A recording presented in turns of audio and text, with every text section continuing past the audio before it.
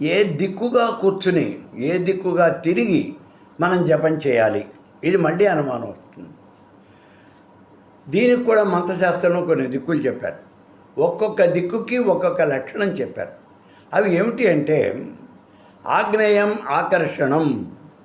ఆగ్నేయ దిక్కుగా గనక మనం తిరిగి జపం చేసినట్టయితే ఇది ఆకర్షణ. వాయువ్యం శత్రునాశనం. ఆగ్నేయానికి ఆపోజిట్గా ఉండేది వాయువ్యం. వాయువ్యం అయితే శత్రునాశనము అన్నాడు. నైరుత్యం దర్శనం చేయవా. చాలామంది అడుగుతూ ఉంటారు ఈ మాట. దేవతా దర్శనం కావాలండి, ఏం చేయమంటారు అని. మీకు అనేక సార్లు చెప్పాను, నైరుతి దిక్కుకు తిరిగి మీరు జపం చేయండి అయ్యా, మీకు దేవతా దర్శనం త్వరగా జరుగుతుంది. కాబట్టి దేవతా దర్శనం కావాలి అనుకునే వాళ్ళంతా నైరుతి దిక్కుకి తిరిగి జపం చేయండి. అలాగే ఈశాన్యం దిక్కు, ఈశాన్యం జ్ఞానమేవచ. ఈశాన్యానికి తిరిగి జపం చేస్తే జ్ఞానము.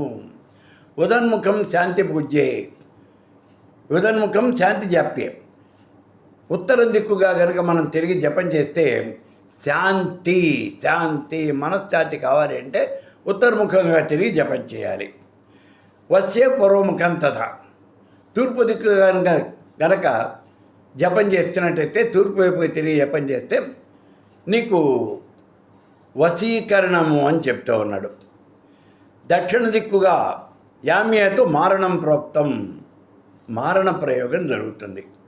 పశ్చిమ దిక్కుగా కనుక తిరిగి జపం చేస్తే ధనాగమ.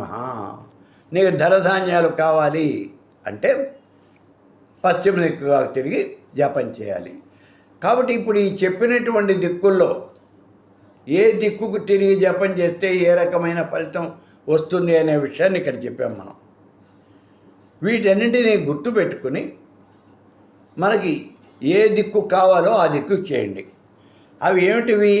ఆగ్నేయం ఆకర్షణము, వాయువ్యం శత్రునాశనం, నైరుతి దైవదర్శనం, ఈశాన్యం జ్ఞానం, ఉత్తరం శాంతి, తూర్పు దిక్కు వశీకరణం, దక్షిణం మారణం, పశ్చిమం ధనాగమం.